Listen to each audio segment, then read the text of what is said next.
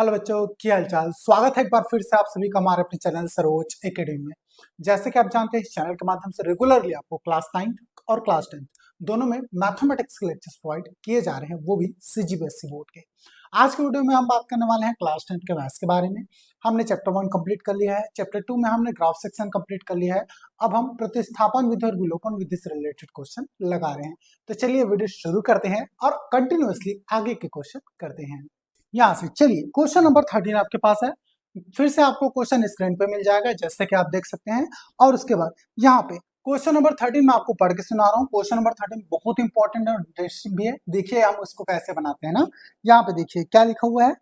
एक विद्यालय के दो कमरों ए और बी में कुछ विद्यार्थी बैठे हैं।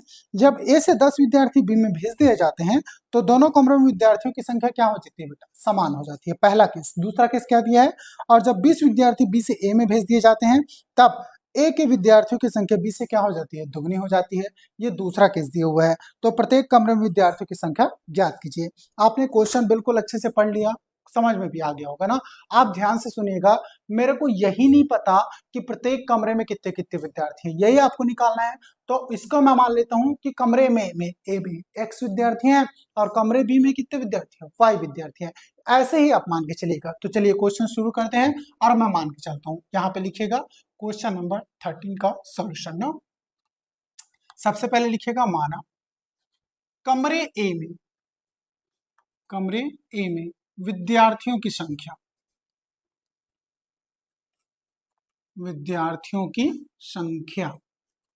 कितना मान के चलता हूं बेटा? मैं एक्स मान के चलता हूं इज इक्वल टू कितना? एक्स। तथा कमरे बी में इसको मैं मान के चलता हूँ बेटा वाई। कितना मान के चलता हूँ? वाई। पहला केस देखिए, केस 1। फर्स्ट केस देखिए, पहला केस। पहले कंडीशन में क्वेश्चन में क्या बोला गया है? पहले कंडीशन में क्वेश्चन बोलता है जब कमरे ए से 10 विद्यार्थी कमरे बी में भेजे जाते हैं तो दोनों में विद्यार्थियों की संख्या क्या हो जाती है बेटा? समान हो जाती है। तो पहला केस ये लिखेगा। केस 1 क्या बोलता है? जब ए से बी में क्या 10 विद्यार्थी भेजे जाते हैं? 10 विद्यार्थी भेजे जाते हैं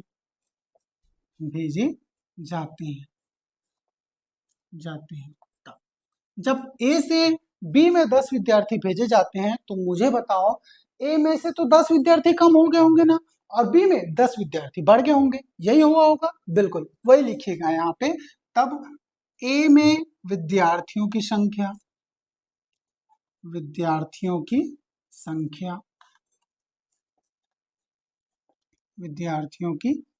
कितना हो जाएगा भाई? ए में से अगर 10 विद्यार्थी कम है तो ए विद्यार्थियों की संख्या कितनी थी? एक्स। इसमें से 10 कम कर लो, एक्स माइनस 10। तथा बी में विद्यार्थियों की संख्या कितनी हो जाएगी? बी में विद्यार्थियों की संख्या बढ़ेगी कि घटेगी? तो आप बोलोगे सर बढ़ेगी। कितना बढ़ेगी? तो आप में से बताओ मेरे को कि ए में से अगर 10 विद्यार्थी कम हुए हैं तो बी में क्या हो जाएंगे? 10 विद्यार्थी बढ़ जाएंगे।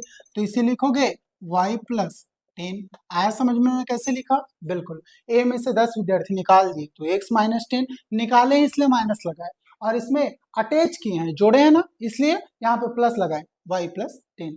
तब क्वेश्चन बोलता है शर्तानुसार लिखिएगा। यहाँ पे क्या बोलता है? आपको पहली शर्त क्या दी है? बोलता है कि ए और बी दोनों में विद्यार्थियों की संख्या क्या हो जाती है? समान हो जाती है। तो यहाँ पे वही लिखेगा x minus 10 is equal to कितना हो गया बेटा? y plus 10। अगर बराबर हो जाते हैं बोले हैं तो बीच में बराबर का साइन आएगा कि नहीं आएगा? आएगा बिल्कुल ना। तो x minus 10 is equal to y plus 10। अब ये प्लस y इधर आएगा तो माइनस y, तो x माइनस y हो गया। ये माइनस 10 उधर जाएगा तो प्लस 10। तो पहले से एक 10 था, ये जाकर इधर प्लस 10 हो गया। तो x minus y equal to कितना हो गया बेटा? 20। ये हो गया आपके पास समीकरण नंबर 1। ध्यान से ना। अब ले लेते हैं दूसरी स्थिति। केस कौन सा बेटा? 2। केस 2 में क्या कहता है? अब केस 2 क्या कहता है ये पढ़िए। केस 2 बोलता है यदि कमरे बी में से 20 विद्यार्थी किसमें भेज दिया जाए? कमरे ए में भेज दिए जाते हैं। अब दूसरा केस आ गया। पहले कमरे ए में से निकाल के किसमें डाल रहे थे? बी में डाल रहे थे। अब कमरे बी में से निकाल रहे हैं हम लोग कितने विद्यार्थी? 20 विद्यार्थी, और किसमें डाल रहे हैं? ए में डाल रहे हैं। तब के केस में क्या होगा ये देखिए। तो दूसरा केस लिखिएगा। जब बी में से बी में से कितने विद्यार्थी? 20 विद्यार्थी। 20 विद्यार्थी किस में भेजे जाते हैं? ए में भेजे जाते हैं, तब भेजे जाते हैं तब। अब मुझे बताओ तब ए में विद्यार्थियों की संख्या,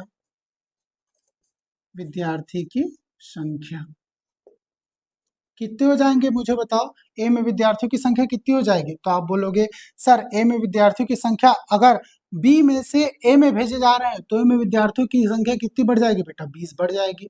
तो x + 20 होगा नहीं? ठीक है, कमरे में x में विद्यार्थियों की संख्या तो x थी, ए में विद्यार्थियों की संख्या उसमें 20 और जोड़ दिए। क्यों? क्योंकि बी में से 20 विद्यार्थी किसमें भेजे गए? ए में। तो x + 20 तथा कमरे बी में विद्यार्थियों की संख्या कितनी हो जाएगी मेरे को ये बताओ। तो बी में विद्यार्थी की संख्या हो जाएगी आपकी कितनी?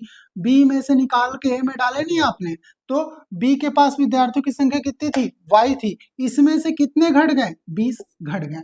तब की केस में आपको y - 20 लिखना पड़ेगा। तब यहाँ पे लिखिएगा तब शर्तानुसार क्या हो जाएगा बेटा? अब शर्त क्या बोलता है? जब बी में से 20 विद्यार्थी निकाल के हम ए में डाल देते हैं तब ए की जो विद्यार्थियों की संख्या है ये दुगनी हो जाती है किससे? बी के विद्यार्थियों की संख्या से। ए दुगना है ना बी से, तो यहाँ पर उसको ऐसे लिखोगे ए दुगना है बी से, तो ए = 2 भी नहीं लिखोगे आप, लिखोगे ना। तो ए का मान कितना है आपके पास? x + 20, ठीक है, = 2 × बी का मान कितना है? y - 20। यही लिखोगे नहीं लिखोगे? लिखोगे। क्वेश्चन यही बोलता है ए दुगना हो जाता है किससे? बी से, तो बिल्कुल यही लिखिएगा नीचे। क्या लिखोगे? x + 20 कितना बेटा? 2 और कितना? y - 20 ए दुगना है किससे? बी से, तो ये ए का मान है, ये बी का मान है और ये 2 गुना का साइन है 2। अब अंदर मल्टीप्लाई कर दो, कितना हो गया? x + 20 = 2 का मल्टीप्लाई करो हो गया 2y और ये 2 दूनी 4 -40, ये +2y इधर आएगा तो -2y, तो x माइनस कितना हो गया बेटा? 2y, ठीक है, = ये +20 उधर जाएगा -40, तो -40 और ये +20 इधर जाएगा तो -20, तो कितना हो गया? x - 2y = -20 - 40 कितना हो गया? माइनस का 60। ये हो गया आपका कौन सा? पहला इक्वेशन। ये हो गया दूसरा इक्वेशन। कौन सा बेटा? दूसरा समीकरण ना। अब आगे बढ़िएगा और नेक्स्ट देखिएगा, ठीक है। आई होप सो आपको यहाँ तक पूरी चीजें दिख रही होंगी ना। अब देखो ध्यान से, आपके पास समीकरण 1 है, आपके पास समीकरण 2 है। दोनों समीकरणों को अगर आप हल करोगे तो आपको x और y का मान मिल जाएगा। और वही x y क्या है? कमरे में विद्यार्थियों की संख्या x है और कमरे बी में विद्यार्थियों की संख्या कितनी है? y। समीकरण 1 आपके पास यहाँ पे है, यहाँ पे का है समीकरण 2 है। आप चाहे इसको प्रतिस्थापन से करो, चाहे विलोपन से करो, डजंट मैटर, जैसा भी सॉल्व करना चाहो कर सकते हो। यहाँ मेरे को एक चीज समझ में आ रहा है, यहाँ भी सामने में x है, यहाँ भी सामने में क्या है? x है। तो इन दोनों को अगर मैं हटाना चाहूँ तो कौन सा मेथड लगाऊंगा? विलोपन। विलोपन से एकदम आसानी से सॉल्व कर सकते हो। यहाँ पे प्लस में x, यहाँ भी प्लस में x, नीचे में वाले माइनस कर दूं या ऊपर वाले को माइनस कर दूं, आसानी से x क्या हट जाएगा। तो यहाँ पे वही लिखेगा समीकरण किसमें से? यहाँ पे मैं डायरेक्ट लिख देता हूँ 2 में से किसको घटाने पर? 1 को घटाने पर। चलिए 2 में से 1 को घटा रहे हैं, 2 को पहले लिखेंगे, कितना है बेटा? x - 2y = कितना है? माइनस का 60। ऊपर वाला कितना है? x - y = कितना है बेटा? 20। चलिए घटाते हैं। ये यहाँ पे माइनस लगा दो, माइनस लगा। अब ध्यान से माइनस अगर लगाता हूँ तो ये ब्रैकेट में हो जाएगा, ये प्लस माइनस माइनस, ये माइनस में हो गया, माइनस माइनस प्लस, और ये माइनस प्लस माइनस माइनस हो गया ना। ध्यान से चलिए, ये +6 है, -6 है, ये तो खत्म, 0 हो गया। ये -2y है, ये +y है, तो कितना बचा बेटा? माइनस का सिर्फ y बचा। बचा कि नहीं बचा? बचा होगा, क्योंकि बड़ी संख्या में माइनस का साइन है, छोटी संख्या में प्लस का साइन है, इस वजह से। इधर ये भी माइनस में, ये भी माइनस में, दोनों जुड़ जाएंगे, कितना हो गया? माइनस का 80। ये माइनस माइनस कट गया बेटा, तो y का मान कितना आ रहा है? 80, ठीक है। और y ही क्या है आपका? विद्यार्थियों की संख्या है, किसमें? कमरे बी में विद्यार्थियों की संख्या है। तो कमरे बी में कितने विद्यार्थी हैं? 80। अब आपका x का मान भी निकल जाएगा, चाहे आप समीकरण 1 में रखो चाहे इसमें रखो, आपको x का आसानी से मान मिल जाएगा। तो चलिए x का मान यहाँ पर, y का मान क्या करते हैं?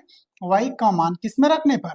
समीकरण 1 में रखने पर, 1 में रखने पर, चलिए y का मान समीकरण 1 में रखते हैं। समीकरण 1 कितना है बेटा आपके पास, x minus Y is equal to कितना है 20। तो यहाँ पे ध्यान से देखते जाइएगा, y का मान कितना है 80, तो x माइनस 80 20 हो गया। तो x इज इक्वल टू कितना हो गया, माइनस 80 उधर जाएगा तो प्लस 20, 20 प्लस 80 तो कितना हो गया x इक्वल टू, ये हो गया बेटा आपका 100। तो कहने का मतलब ये है कि कमरे ए में और कमरे बी में कितने विद्यार्थी हैं आपके पास, पूरे समझ में आ गए ना। तो कमरे में 100 विद्यार्थी हैं और कमरे बी में कितना 80 विद्यार्थी हैं। टोटल मिलाकर विद्यार्थियों की संख्या कितनी है बेटा 180। तो यहाँ पे लिखिएगा अतः अतः कमरे ए में विद्यार्थियों की संख्या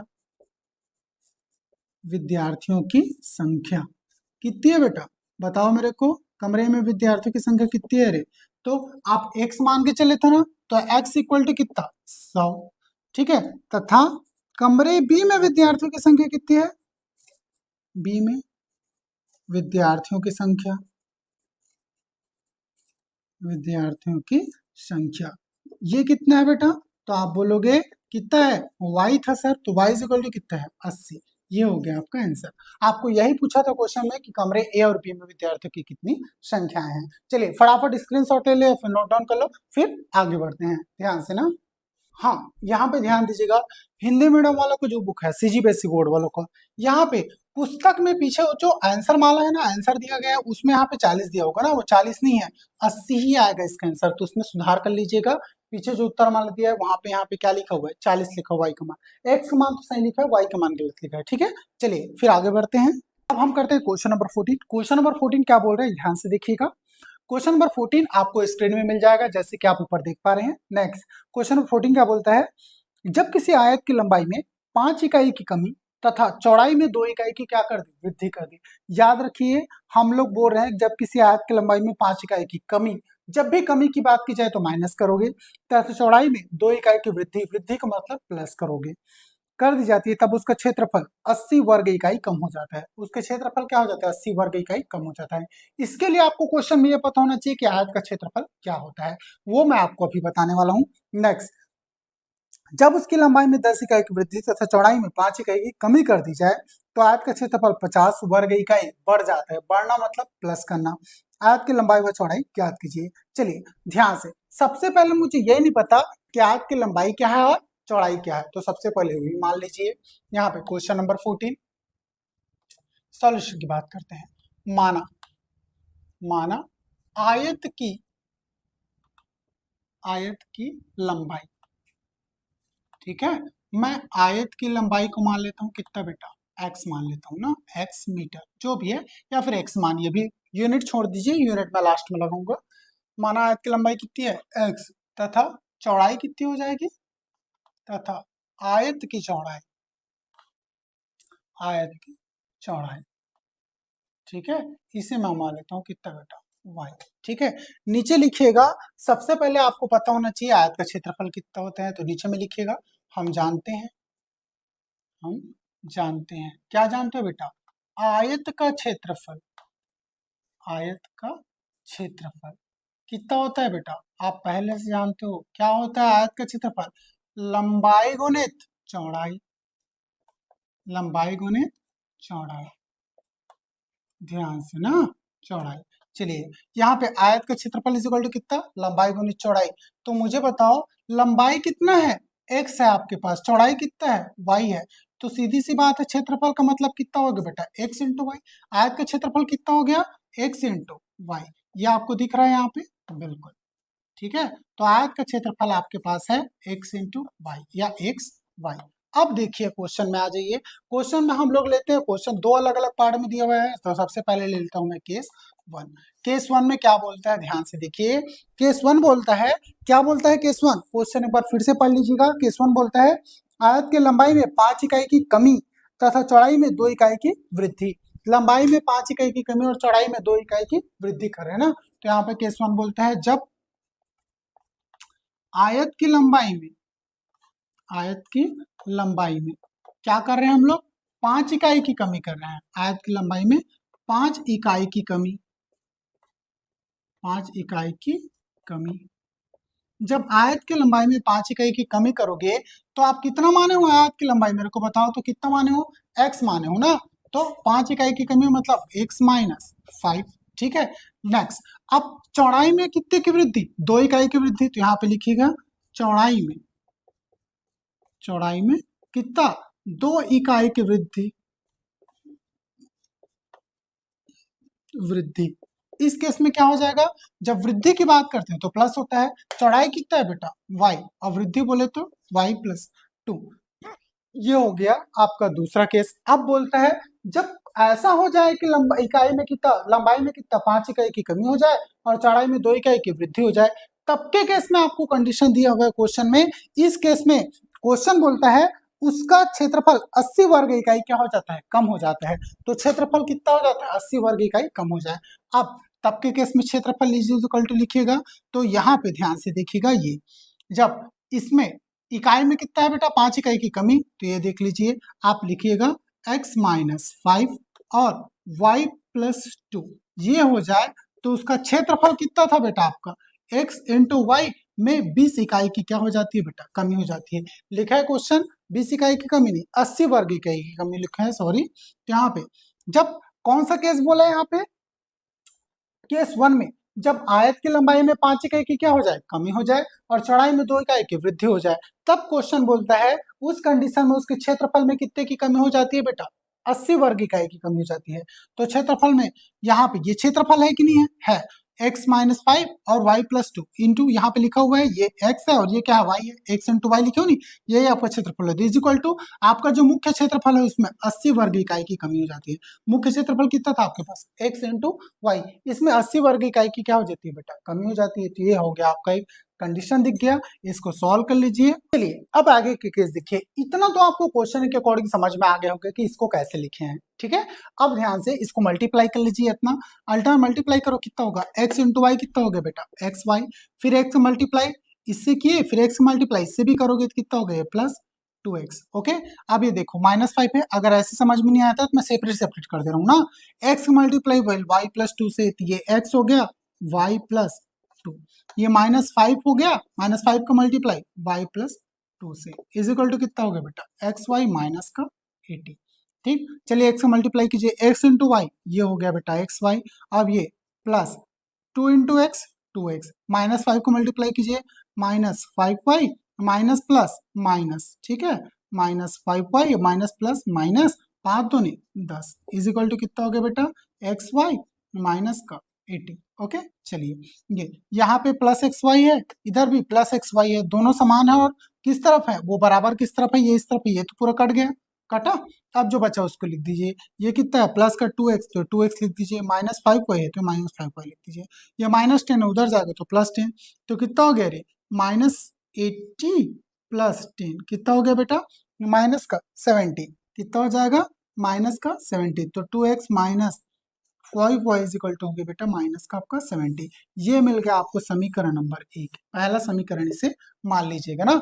आई होप सो यहाँ तक आपको क्वेश्चन बहुत अच्छे से समझ में आ गया होगा। अब आगे बढ़ते हैं और क्वेश्चन में दूसरा केस जो दिया हुआ है उसको देखते हैं ना। सेकेंड नंबर का केस बताइए मेरे को क्या दिया हुआ है, दूसरा केस पढ़ लीजिएगा, दूसरा के क्वेश्चन फिर से ऊपर देख लीजिएगा, आप पढ़िए सेकंड क्वेश्चन को, दूसरा केस को। दूसरा केस देखा क्या बोलता है, जब उसकी लंबाई में 10 इकाई की वृद्धि तथा चौड़ाई में 5 इकाई की कमी कर दी जाए। लंबाई में 10 इकाई की वृद्धि कर रहे हैं और चौड़ाई में 5 इकाई की कमी कर रहे हैं। लंबाई में 10 इकाई की वृद्धि, तो यहाँ पे वही लिखेगा, जब आयत की लंबाई में कितने की वृद्धि, 10 इकाई की वृद्धि, 10 इकाई की वृद्धि कर दी जाए, वृद्धि कर दी जाए तब जब लंबाई में 10 इकाई की वृद्धि करो तो आपके पास आयत की लंबाई x है ना, इसमें वृद्धि बोला है तो कितना हो जाएगा x प्लस 10, तथा चौड़ाई में क्या बोला है बेटा 5 इकाई की कमी, तथा चौड़ाई में कितने की कमी, 5 इकाई की कमी, 5 इकाई की कमी। तब के केस में देखो, अब आपके पास चौड़ाई कितना है बेटा y है ना, चौड़ाई देखो y है, तो इसमें 5 इकाई की मतलब y माइनस 5। इस कंडीशन में आपको क्वेश्चन में एक शर्त दिया हुआ है, क्या बोलता है, जब 10 इकाई की लंबाई में वृद्धि हो जाए और 5 इकाई की कमी हो जाए तब के केस में आयत का क्षेत्रफल 50 वर्ग इकाई बढ़ जाता है। आयत का क्षेत्रफल आपके पास कितना था, x प्लस वाई, इसी में ना बढ़ेगा, तो यहाँ पे लिखिएगा एक्स वाई प्लस 50, यही होगा आगे का कंडीशन। ठीक है, तो चलिए वही लिखते हैं। तब शर्तानुसार, शर्त अनुसार क्या लिखोगे, शर्त अनुसार यहाँ पे लिखोगे ये x प्लस 10 और कितना बेटा y माइनस 5, ये हो गया आपका अभी का क्षेत्रफल इज इक्वल टू आपका ओरिजिनल क्षेत्रफल कितना था बेटा पहले का, एक्स वाई, इसमें बढ़ता है 50 इकाई, बढ़ता है कि नहीं बढ़ता है, ये लिखा है क्वेश्चन। अगर आयत के क्षेत्रफल में लंबाई में 10 इकाई की वृद्धि हो जाए और चौड़ाई में कितना 5 इकाई की कमी हो जाए तो ये आयत का क्षेत्र लंबाई कितना बढ़ गया, 10 इकाई बढ़ गया और चौड़ाई 5 इकाई कम हो गया, यही तो है ना एक्स इंटू वाई, आयत का क्षेत्रफल इज इक्वल टू जो ओरिजिनल क्षेत्रफल है उसमें 50 इकाई क्या हो जाता है, बढ़ जाता है, बढ़ना मतलब वाई प्लस कितना हो जाएगा, एक्स इंटू वाई प्लस 50, ये हो जाएगा आपका। इसको सॉल्व कर लीजिए, आपके आगे के आंसर आ जाएंगे ना, या फिर आपको एक और समीकरण मिल जाएगा। चलिए सॉल्व करते हैं, ये कितना हो गया, एक्स का गुणा इस कंप्लीट से, वाई का गुणा भी इस कंप्लीट से, या फिर 10 का गुणा इस कंप्लीट से कर लीजिए। तो यहाँ पे देखिएगा मैं क्या लिख रहा हूँ, ये x का गुणा किससे, ध्यान से देखिएगा ना, ये x का गुणा कर रहा हूं मैं इस x का गुणा y माइनस 5 से, तो y माइनस 5 प्लस इधर 10 का गुणा भी किससे, y माइनस 5 से।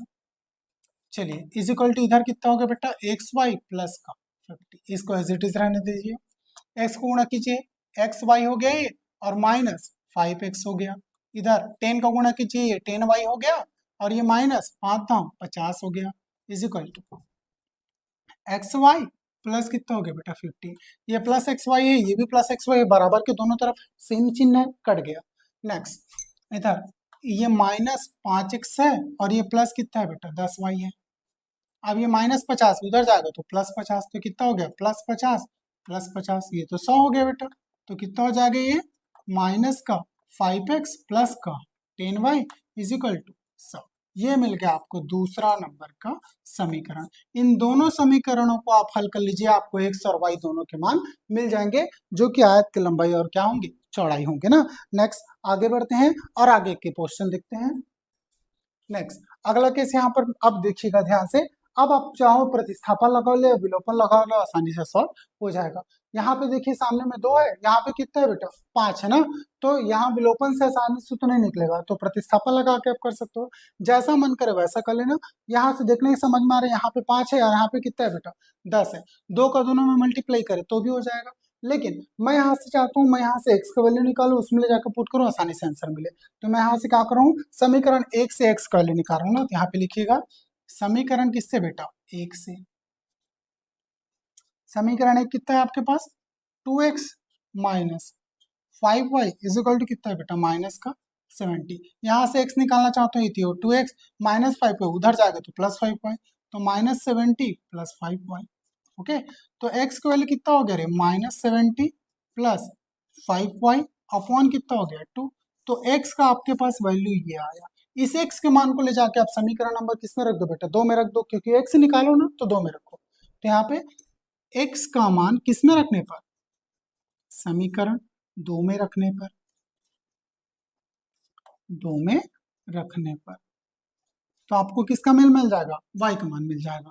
तो यहाँ पर देखिएगा माइनस 5x की जगह कितना ये पुट करूंगा, माइनस 70 प्लस 5y अपॉन कितना है बेटा 2, और उसके बाद plus 10y is equal to कितना है बेटा 100, ये आपको समीकरण 2 दिखा। x की जगह में यहाँ पर मैंने x का मान रख दिया ना, अब अंदर मल्टीप्लाई कीजिए x किसका माइनस 5 का, minus plus minus minus minus plus और 5 सत्ते 35, ये हो गया बेटा 350, यह माइनस एक इसमें प्लस प्लस माइनस माइनस और ये 5 पंचे 25, तो ये 25y हो गया बेटा अपॉन ये, अब ये ऊपर में मल्टीप्लाई होगा नीचे में किसके साथ में डिवाइड में, तो एज इट इज रहेगा, 2 के साथ तो मल्टीप्लाई नहीं होगा ना, ऊपर वाले के साथ बस मल्टीप्लाई होता है, प्लस इधर है बेटा आपका 10y इज इक्वल टू कितना हो गया 100 ना।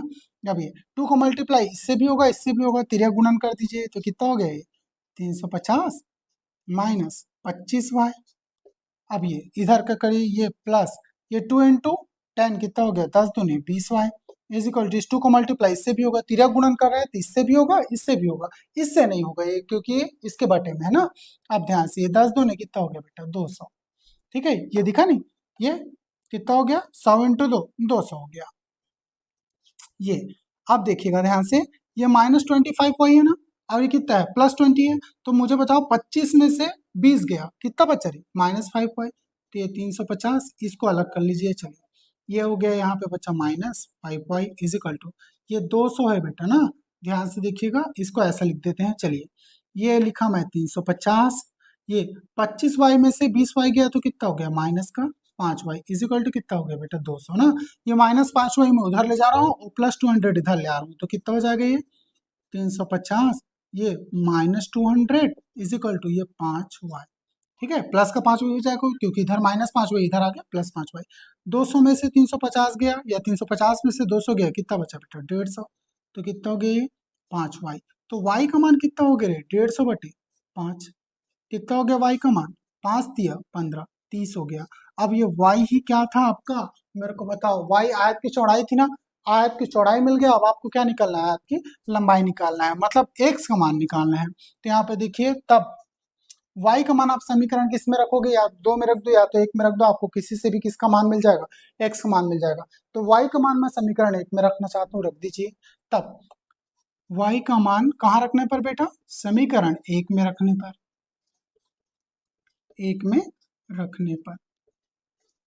चलिए y का मान समीकरण 1 में रखते हैं। समीकरण 1 कितना है आपके पास, ये है कितना है 2x minus 5y is equal to कितना है बेटा माइनस का 70 ना, ध्यान में रखिएगा 2x माइनस 5, y का मान कितना है आपके पास 30 है, तो यहाँ पे लिखिएगा इनटू कितना 30 इज इक्वल टू माइनस का 70, ठीक है। तो ये कितना हो गया 2x, ठीक है। अब ये देखो ये कितना हो गया 5 दिया 15, ये हो गया 150 बेटा, ये कितना हो गया माइनस का 70 ना, तो ये 2x इज इक्वल टू फिर कितना हो गया, ये -150 उधर जाएगा तो +150, तो -70 + 150। अब 150 में से 70 गया, कितना बचा बेटा बताओ तो मेरे को, कितना बचेगा 150 में से 70 गया, तो आप बोलोगे सर 80 बचेगा, कितना बचेगा 80 बचेगा, तो ये लिख दिया मैंने 80, ठीक है। चलिए और कौन सा 80, प्लस का 80 कि माइनस का 80, तो प्लस का 80 बचेगा ना। तो 2x इज इक्वल टू कितना हो गया 80, तो x इक्वल टू कितना हो गया बेटा 80/2, क्योंकि 2 इधर मल्टीप्लाई में इधर आके डिवाइड में, x इक्वल टू कितना हो गया बेटा 40, कितना हो गया 40। अब आपको x भी मिल गया y भी मिल गया, x आयत की लंबाई है और y आयत की क्या है चौड़ाई है, तो नीचे में लिख दीजिएगा अतः अतः आयत की लंबाई व चौड़ाई क्रमशः क्या क्या है आपके पास, क्रमशः कितना कितना है मेरे को बताओ तो 40 व कितना बेटा, एक 40 इकाई है और दूसरा कितना है 30 इकाई है, 40 व 30 इकाई है, यही हो जाएगा आपका आंसर। डायरेक्ट एक साथ लिख दिया ना। आयत की लंबाई व चौड़ाई कितना है बेटा, आयत की लंबाई व चौड़ाई 40 व 30 इकाई है, 40 इकाई इसकी क्या है आयत की लंबाई है, और चौड़ाई कितनी है बेटा 30 इकाई है, जो कि आपको यहाँ पर दिख रहा होगा। चलिए फटाफट इसका स्क्रीनशॉट ले लीजिए या फिर नोट डाउन कर लीजिए। आई होप सो आपने वीडियो पॉज करके इसका स्क्रीनशॉट ले लिया होगा या फिर नोट डाउन कर लिया होगा। तो गाइस आपको ये वीडियो लेक्चर कैसा लगा, ये वीडियो लेक्चर आज का लेक्चर हम यहीं पे स्टॉप करते हैं। अगर वीडियो लेक्चर आपको अच्छा लगा हो, इन्फॉर्मेटिव लगा हो, तो प्लीज चैनल को लाइक शेयर एंड सब्सक्राइब कर लीजिएगा। और हाँ बिल्कुल, अगर आपको कोई भी समस्या हो तो प्लीज कमेंट बॉक्स में कमेंट कर दीजिएगा, मैं पूरी कोशिश करूंगा कि आपके सारे प्रॉब्लम यहीं पे सॉल्व कर सकूं। यार आप शेयर बिल्कुल नहीं करते हो, प्लीज दिल खोल के शेयर कीजिए, आपके हर एक शेयर से हमें मोटिवेशन मिलता है। आप जितना ज्यादा शेयर करेंगे वीडियो को, हम उतना ज्यादा मोटिवेट होंगे और आपके लिए ऐसी इंपॉर्टेंट कंटेंट यहाँ पर बनाकर लाते रहेंगे। चलिए मिलते हैं नेक्स्ट वीडियो में ऐसी इंपॉर्टेंट इन्फॉर्मेशन के साथ।